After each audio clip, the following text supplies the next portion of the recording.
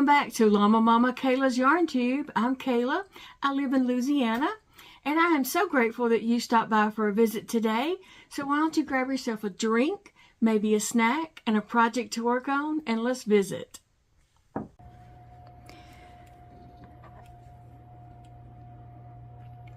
Oh, thanks for joining me at my desk today. I am crocheting on this duck blanket that I am making, and just working away on it, getting a few inches in. Inches is better than nothing, so one stitch at a time. But I think my crocheting is going a lot better. You can see that, I can get into a rhythm and get going. But then I have something like that happen. Didn't you know? But it is going a little bit better for me. So I haven't tried the chaining and all that yet, but I'll have to get there soon because I need to put the face, make the other pieces to put the face on this blanket. And so just one second and I'll show you the blanket. The yarn is kind of splitty, but I think it's just my tension is not the same every time and such. So I'm making this blanket for Big Daddy has a coworker that has a brand new grandbaby, and so this is like I'm calling it a duck blanket because it is a mallard duck. And so you might not can see that yet, but eventually you will be able to see it because I got to put a face on this duck's head. And there's a little part right here, I don't know if you can tell, like where I was joining right here. You may not even be able to see it, but I can. But anyway, I'm going to put some little feathers there. I will crochet just some little chains or whatever to make it look like a couple of feathers on top of the duck's head. So he needs a bill and some eyes, so I've got to think about how I'm going to do those and how am I going to chain and start them. But I hope you're all having a great day. And it is Friday, so I am headed to Shreveport this morning. As you're watching this, I will be headed to Shreveport. So I'm recording this in the wee hours of the morning so I can get it uploaded and get it out. So for Thursday, I had a doctor's appointment with the orthopedic doctor who just, amputated my my middle finger last Friday.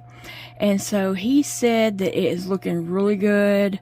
He was very pleased with it. It's just as I am. And he said that he wasn't going to, remove any stitches this week, because I do have the vascular thing going on. He was just going to let that heal more before he removes any stitches. And he'll do that. I'll go back next Thursday, I believe, for that. So it's good. It looks good. Yeah, I'm happy with it. So my orthopedic doctor has been doing a little research for me and looking up some stuff and talking with some other doctors. So there are some doctors in England that he follows on YouTube, and he has been following them since COVID. And so he had He looked it up and looked up this website and that he wants me to go and look at, and he looked up some stuff and had me a list of medications that he wants me to start taking. And so we talked about, that, and then he said, what have you got to lose? And I was like, I don't know, another finger. And so anyway, he wants me to start taking vitamin D3, 10,000, it's not milligrams, it's UITs or IUTs or something like that. I can't remember. He wants me to start taking 10,000 of that a day, vitamin D3. And don't y'all remember, like a week or so ago, I told you I felt like I needed to go sit in the sun Well, guess why? My vitamin D is very, very low. He did send me, after an appointment, he sent me for blood work to check the vitamin D, and it is way low.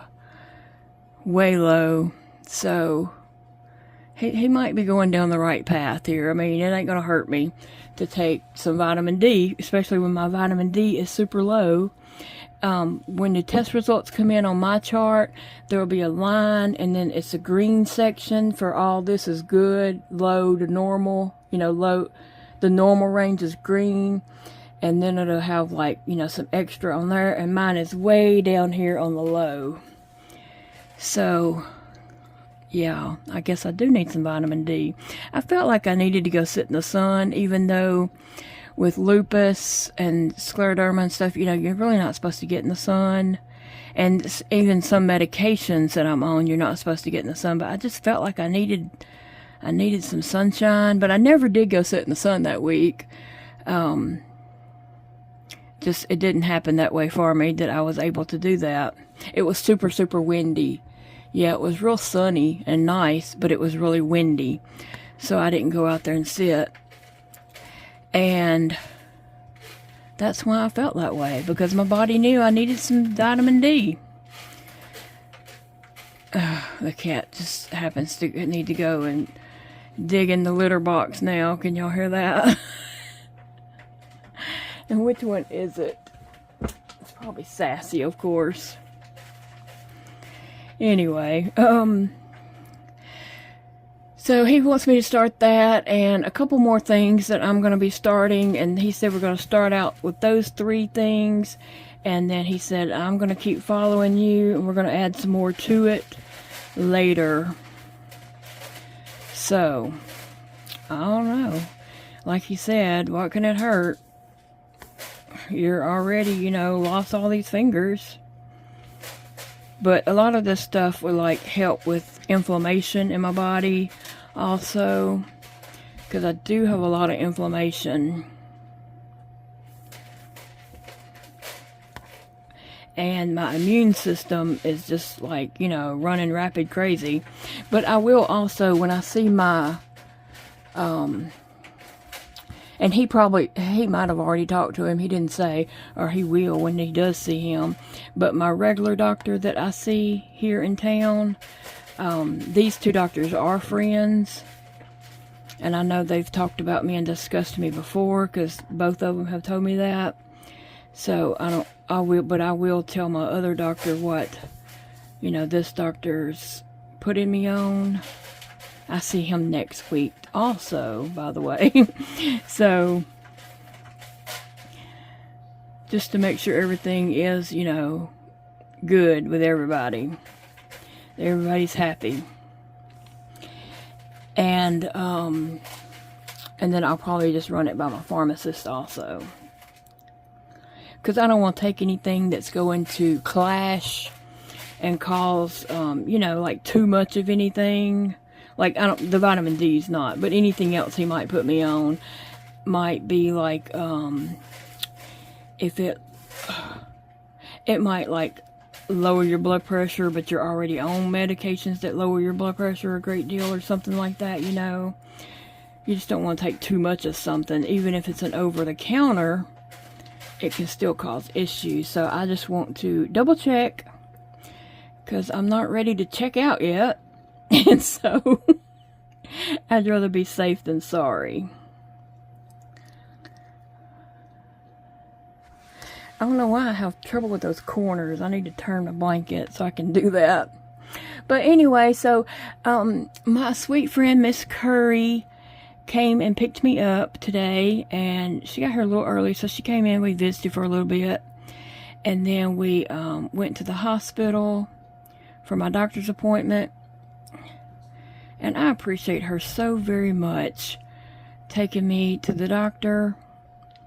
Then we went to go get the over-the-counter meds that he wanted me to take. We only found 2 of them, and we did go to a couple of different drugstores. We only found 2 of them, and then I thought, well, I'll probably have to order that last one on Amazon, but then when I looked on my phone, I was going to see if Amazon had it. Actually, my local Walmart does have it, the Super Center. So I can pick that up when we go and get groceries. But anyway, and then me and Miss Curry went and had lunch at Piccadilly. I got carrot souffle and some mashed potatoes and gravy that were not lumpy. And then we headed on back home. But I had a great time just visiting with her and talking and just getting her perspective on things and just hearing, you know, her thoughts on things. I always learn a lot from Miss Curry. You may not realize that, but I've always just learned a lot from her. I value her opinion and what she has to say. So thank you so much, Miss Curry, for today. I enjoyed it very, very much. And then by the time I got back home, it was almost time for Big Daddy. And I had my phone trying to do something on it that I could not do, couldn't figure it out. He come home and tried to figure it out, and then I just waited till my son Dakota got off work and called him and asked him how to do it, and he told me exactly how to do it. So anyway, I'm not drinking any coffee tonight while I'm doing this, because I'm gonna go try to catch a little bit of sleep when I finish recording this video, because we've got to go today for Friday. We've got to go to Shreveport. I have a doctor's appointment with my pain doctor over there, and he will be adjusting the morphine from my pain pump that goes into my spine. He will raise that by 20%. And so, yeah, that's a long drive over there. And then a doctor's visit, probably have lunch, and then a long drive home. But I think we do have a route that we can miss out on a lot of that construction work. So that will be nice, because that's a pain, sitting in traffic and hitting potholes and all that kind of stuff.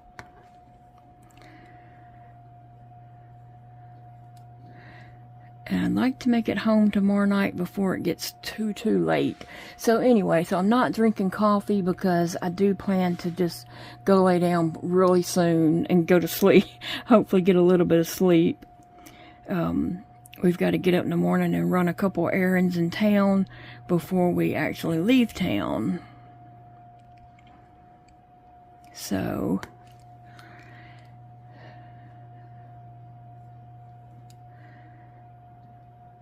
I did want to answer some of the questions that were left in the comments below. It wasn't a whole lot, but I did enjoy reading about, I had asked the question about, you know, naming your pets. How do you go about choosing names and such? And so I really did enjoy reading that. That was very interesting. So, but I do want to tell y'all something. My son Dakota, he's a baker. He's a pastry chef. And so he has a YouTube channel called Gone with the Whisk. And it's actually linked below in the description box right up under this video. And so I wanted to ask you guys if you would go over and check out his channel. If you like that kind of content, if you wouldn't mind subscribing and watching some of his videos. He really needs to get monetized over there. He's got some things he wants to do, but being monetized over there would really help him out. So he's short a few subscribers. I think he said he might need about 300 or 400 more subscribers, and then he needs watch hours. So and he's going back through and he's gonna redo some of the videos that he has up, do some voiceovers, and he's, you know, got some new content. Has recorded He's just got to edit them and get them up and stuff. And I think he said on Sundays, he plans on start doing some cooking and baking. Not just baking. He's going to be doing some actual cooking also. And then, you know, recording those for videos. He really wants to write a cookbook. That's his goal. We talked about that a couple weeks ago when he was out here. Well, the night of my surgery. That wasn't a couple weeks ago. It was 1 week ago. He came out that evening when he got off work and stayed very, very, very late. Till like 1 o'clock in the morning. But, and we had talked then, and he was saying, you know, he really wants to write a cookbook. And so, but he's got to go through and cook the things and take pictures and, you know, but he has a list of things that he wants to make and stuff. So if you don't mind, check out Dakota's channel. Again, it is Gone with the Whisk, and there is a link in the description box below my video. There might be like a couple of links to something, to like the Facebook page or something, and then it's going to be a link to Dakota's YouTube channel. So I appreciate that. If you don't mind checking that out and just showing him a little love there. I would be excited for him to be able to do a cookbook. So that's his goal, is eventually to do a cookbook. And he wants to go ahead and start doing stuff for that. Because it would take a while to get up, you know, a good bit of recipes and all that. And he has his own recipes that he has come up with for lots of items.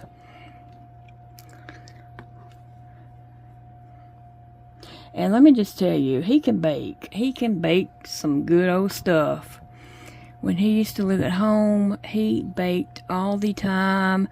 I was just like, oh my gosh, Dakota, you know we don't need this, and you know I can't resist it. This is back before I had, you know, my esophagus issues, and I could just eat bread. Like, I love bread, love me some bread, but I can't eat it because it won't go down my esophagus. it clogs up in there and gets, you know, just won't go down. But he can bake some stuff, and so I told him I'd come be a taste tester for things that I could actually eat. Oh, goodness. But anyway, somebody was asking me about this hook. They wanted to know, was it Susan Bates or more like a clover? And I don't really know, but let me see. I think this is a Susan Bates. Yep, that's a Susan Bates. And okay, so this is more like the clover, and this is a Susan Bates. I crochet with both. I mean, really, I can crochet with either one. I can't crochet with this one on this blanket because it's not the right size. This is a 6mm, and this is I don't know. I don't even know what size it is, but I know it's not a 6. Wait, is that right there? Oh, it says Susan Bates, Mexico. Okay, it's a 5.5mm. So, close, but not the exact same. But anyway, I can crochet with either one. Sometimes certain yarns need that Susan Bates hook on the end to me, and then certain yarns do fine with this style, and I don't know what you call this style. In the question she called it clover style, and I do like clover hooks, but I don't know that this is an actual clover hook under here.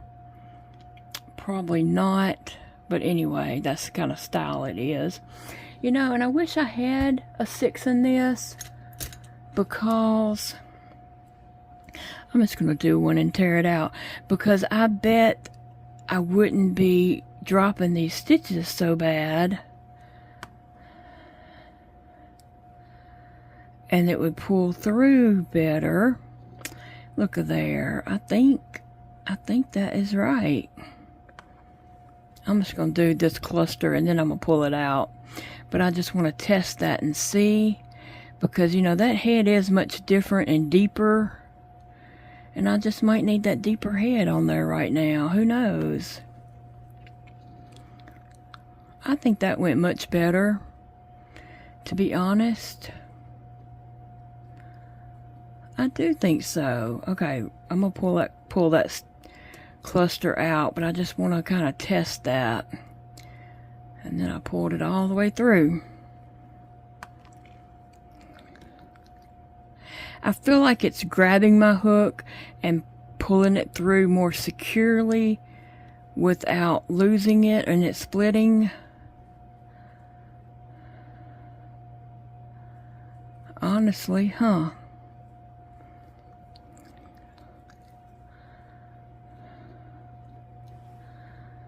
It does.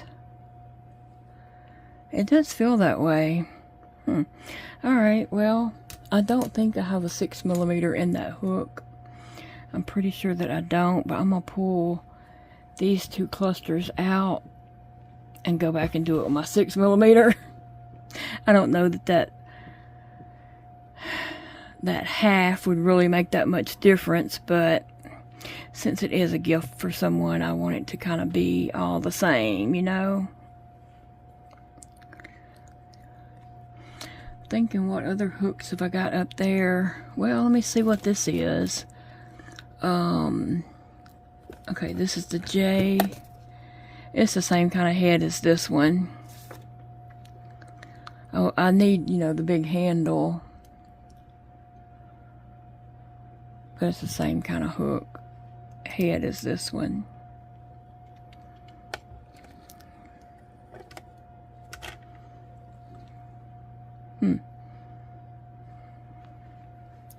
Was looking to see if I had a Susan bait and a 6mm, but I don't see one anywhere on my desk, so I think I must not.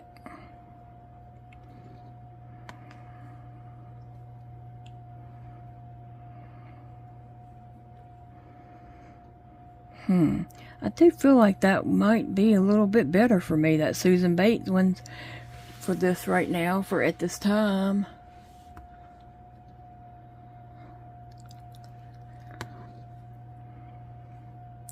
I hadn't even thought about that. Now I'm just thinking about it. My mind's running wild, okay? Oh, goodness. Thanks for asking that question, because now it made me think about it. Let's see. Somebody was asking about if I have more family with possible autoimmune. My sister, they were saying besides your sister who's passed away, or your son Dakota who is showing symptoms, you know. I don't believe so. My mom and brother have not, as far as I know. And I don't know about extended family, or, you know, I don't know anything about my father's side of the family or anything like that, so I really just don't know.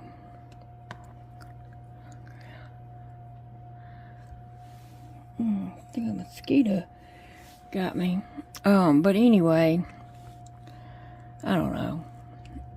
Everybody's so private and they don't want to tell their business. Here I am telling all 23,000 of you. And anybody else who will listen. I don't know. I think it's important to bring awareness and let people know, you know, how these autoimmune diseases can affect people differently. How sometimes it can be severe, sometimes it cannot be so severe. And I just think it's important to bring awareness so that other people know. Why keep that information all to yourself and not let other people know? But some people are very private and don't want to tell their business. And I respect that. I do get that to a degree. But I think on health stuff, it is important to talk about it. And so people can, know that, hey, you're not the only one struggling. I'm struggling too. Yeah, you see me doing this and you might think I got it all together, but I don't. I'm struggling. And I think it's just important to be honest about it. And I'm not telling anybody stuff like my health stuff to like, I don't want anybody to feel sorry for me. Like, for goodness sakes, I never want anyone to feel sorry for me because I'm living my life. I'm not letting it hold me back. So don't feel sorry for me. But I'm saying I'm not sharing that information and stuff like that for that reason. I'm sharing it for awareness because I think it's important that we admit that we're struggling and we're having health issues and,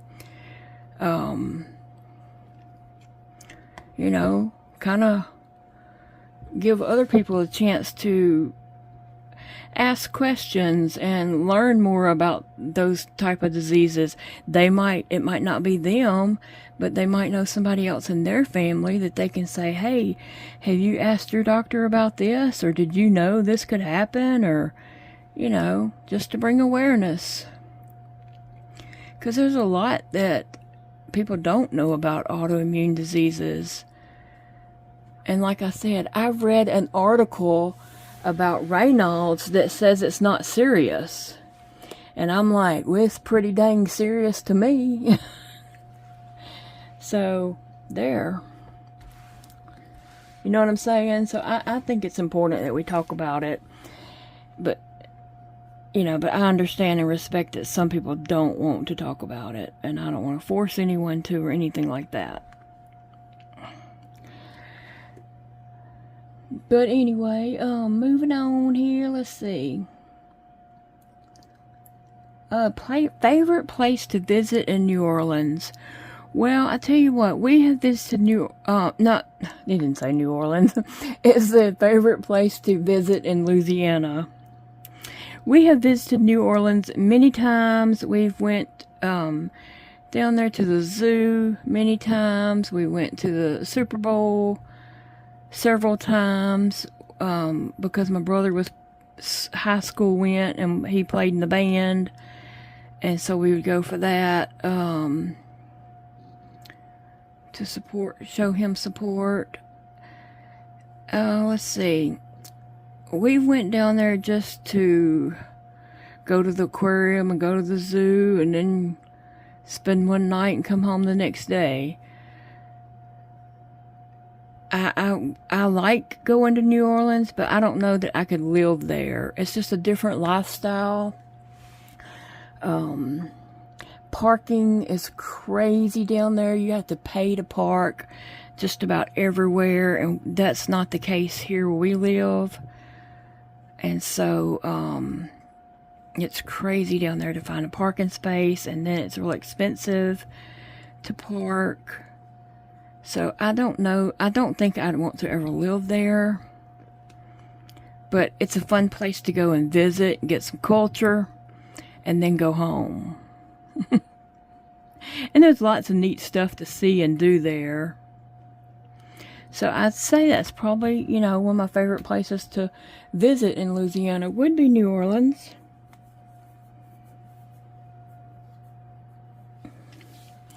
I just can't see me living there. Oh, and somebody was asking about, we have this piano here in the parlor. It's a baby grand piano, and somebody was asking who plays the piano. That would be my son, Elijah.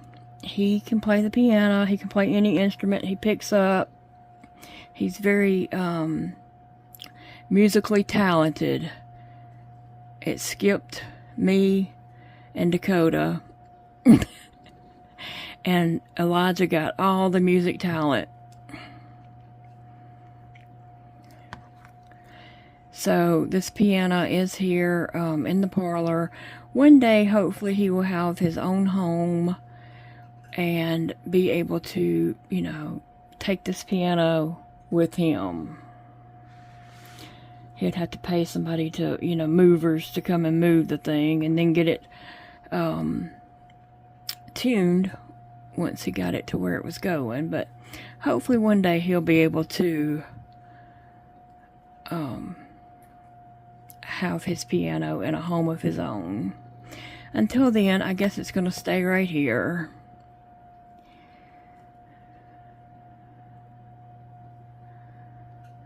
I think my crocheting is going a lot better.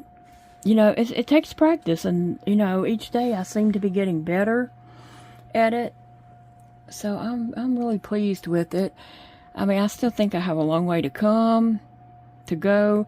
And, of course, I haven't learned to chain yet. Me and Miss Curry was actually talking about that today. You know, either when I do the chain, have a tail taped to this, or either do like a potato chip bag clip on the edge of my desk over here, or those binder clips, like, and they have the little things that bend out and bend around. I don't have one on my desk right here to show you what I'm talking about, but they're usually like black, but I do have some that's printed, a print, but that would clip on. I don't know if I have one big enough to grab my whole edge of my desk here, but something, you know, I'm gonna figure something out to help me be able to do that. Me and Miss Curry was talking about a few things, ideas, so I'm not really ready to do it yet. I was gonna wait and just let my hand over here heal up more, and, you know, maybe after I get those stitches out. But the swelling, I was telling my doctor that the swelling went down really fast. It wasn't swollen that much, but it went down a lot faster this surgery than it has any of these past surgeries. The swelling just went down much faster, and I told him, you know, that I hadn't had pain like you would think somebody has after they had a whole finger cut off, that the pain beforehand was much worse. So he was happy to hear that he was able to help me, you know, have relief from that horrible pain and such.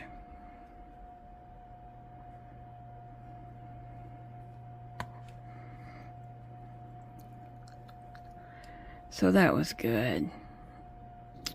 This doctor is very, very blunt.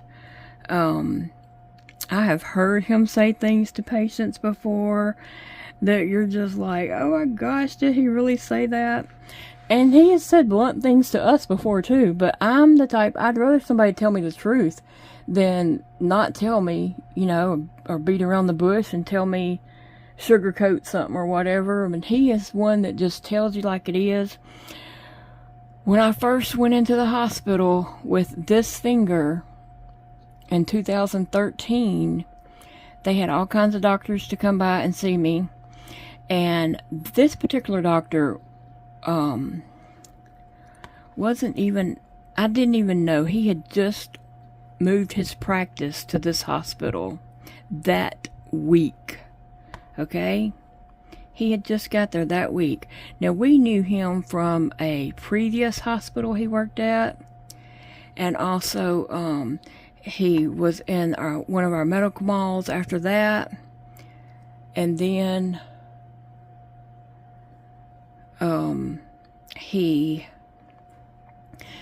ended up out here at this hospital. And so when he come in my room, or somebody told me, like a bunch of different doctors had come by to see me, and then my doctor had come back by and said, hey, Dr. Taylor is going to come see you. And I was like, Randolph Taylor? And he's like, yes. And so I was like, oh, okay. And I don't know why that just brought me such comfort. It really did. It brought me comfort. I guess because I had known him for so long. Like I said, he had done surgery on Big Daddy like 28 years ago. And Dakota was a patient of his. Elijah was a patient of his at one time. And so that just brought me comfort knowing he was coming. So he comes in, looks at it, and he says, we're going to have to amputate it. And knowing that was going to happen and then hearing it come out of a doctor's mouth was like, you know, kind of devastating. But he just looked at it and said, you know, we're going to have to amputate it. And so that's what we did. They took me to surgery the next morning. But I did appreciate him just, you know, being honest and saying the way it was. One time when Big Daddy had a cast on his leg, because he had put 2 plates and some screws in his leg, and we had went to one of his follow-up appointments and all, we could hear him in the next room telling a lady that if she didn't do what he was telling her to do, that he could put her in a nursing home.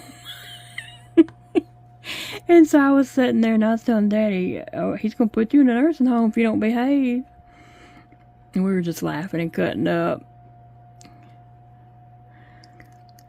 But he's the one that tells it like it is. And that's the kind of doctor I really do like. I wouldn't want a doctor that just tells you what they think you want to hear.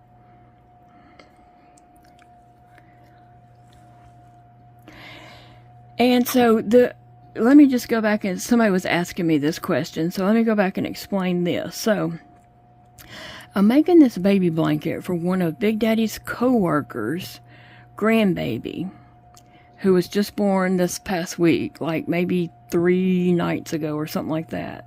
3 or 4 nights ago. So, anyway, and she is very special to us, and I'm just very grateful for her because back in October, she had went by Big Daddy's office. His office is not in the main building, like where a lot of people's offices are. His office is in an annex building. And so she went out there to his office, and she knocked and nobody said anything. So she kind of opened the door and looked in, and he wasn't at his desk, and so she was closing the door, but just as she was closing the door, she just happened to look down and she saw his boot. And so she opened the door, and he was out on the floor, unconscious and unresponsive. I mean, he was out, okay? She started screaming. One of the doctors heard her screaming and come running. And then he run and got the defibrillator because they both thought he was gone. He run, got the defibrillator, and was, you know, told everybody call 911. And he come back, and they was hooking him up to the defibrillator, but it did say there was a pulse detected, do not shock. Because that thing will tell you exactly what you need to do and whether you need to use it or not.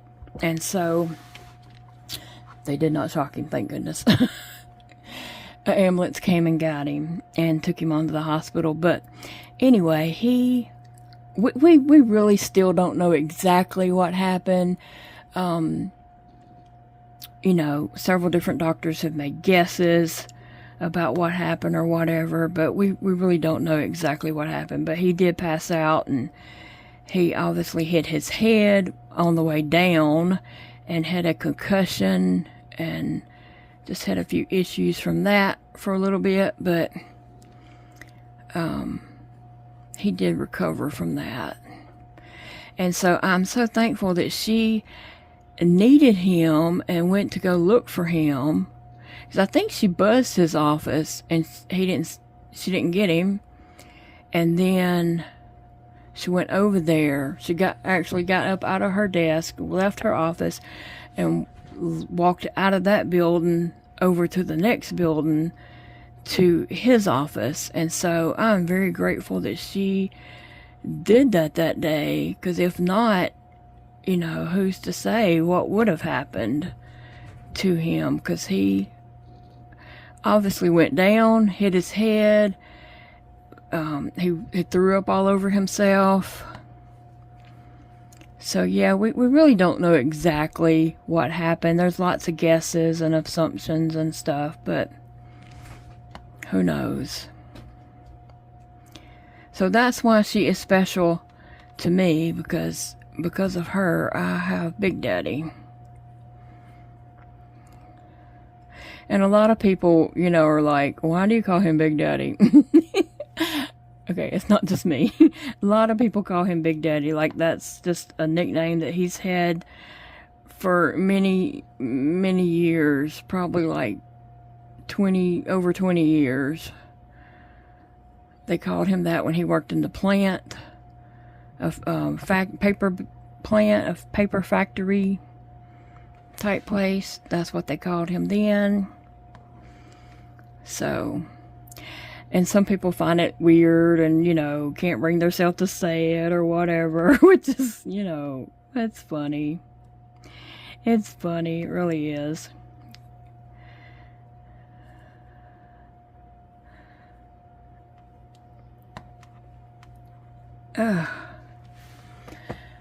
Well, guys, I'm gonna need to just kind of cut this video short because, like I said, I need to get me a little bit of sleep. I want to upload this video and try to get a little sleep in before we have to get up and go and be on the road all day.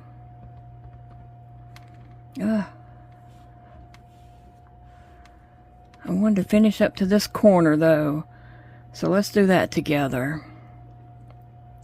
Yeah, y'all say a prayer for us on the road today.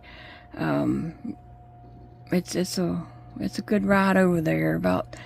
It usually takes us about 2.5 hours. We do have to stop and potty, and like I said, there's always traffic, but we're going to try to avoid that. Most of the traffic, all that we can, and the construction is mainly what we're going to avoid. And we'll go to my appointment, and then we'll probably get something to eat before we get back on the road to head home. I do want to get home before it gets really late. Seems like last time we didn't get home till about 8 or 9 o'clock at night, and that's just too late after a long day on the road.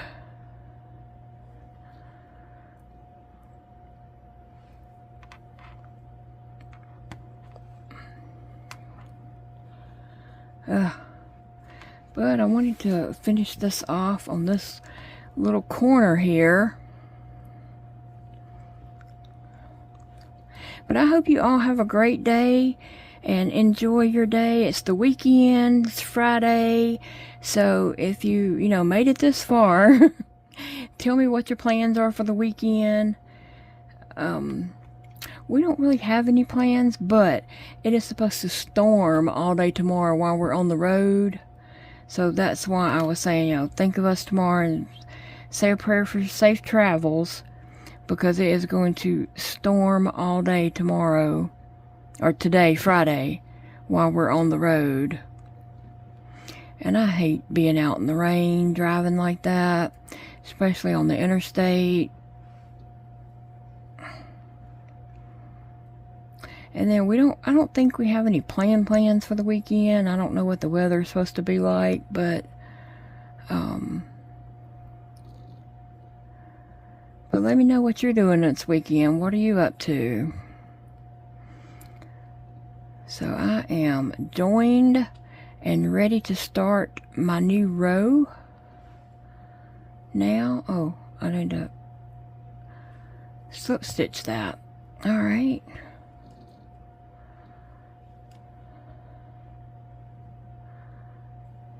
Alright, let's see. There we go.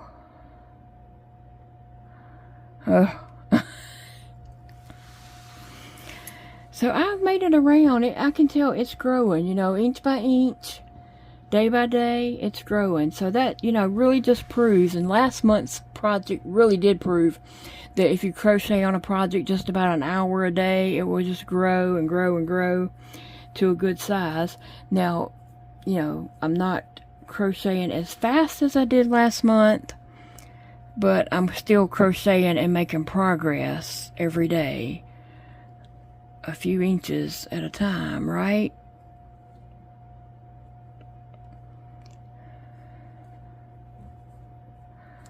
That looks kind of weird. I'm gonna redo that. I was gonna go ahead and do this little part right here so I can slip my stitch marker on there. because that does help me when I get back around to say, oh, it's time to move up, do another row. Oh, that's right, I gotta turn. I keep forgetting. When I get to that corner, I gotta turn that blanket or I can't do it. That's new. That's new for me. Alright guys, look, I hope y'all have a great weekend. I will be back with videos this weekend, so tune in. Me and Big Daddy have a question and answer video that we want to do for you guys. So if you have a question for me and Big Daddy, if you will hop over to the Llama Mama, Kayla, and Big Daddy Facebook group, I posted on there to post questions for us for a future video. So we plan to get that recorded this weekend and get, just, chit chat with you guys and answer some questions. And then we have, a fun video planned. So yeah, check back with us and see what we got going on this weekend. Patina may get some more happy mail. I think Big Daddy's really enjoying being Mailman Mike. So yeah, Patina's gonna have to hurry so she don't lose Mailman Mike to Blanche. And if you watched our latest video, you know what I'm talking about. Oh goodness, we're so silly. But hey, if you can't be silly in life, then it might be a little bit of miserable life. Alright guys, remember it's a beautiful day to crochet, and I will see you all again very, very soon. Bye friends, I love you all.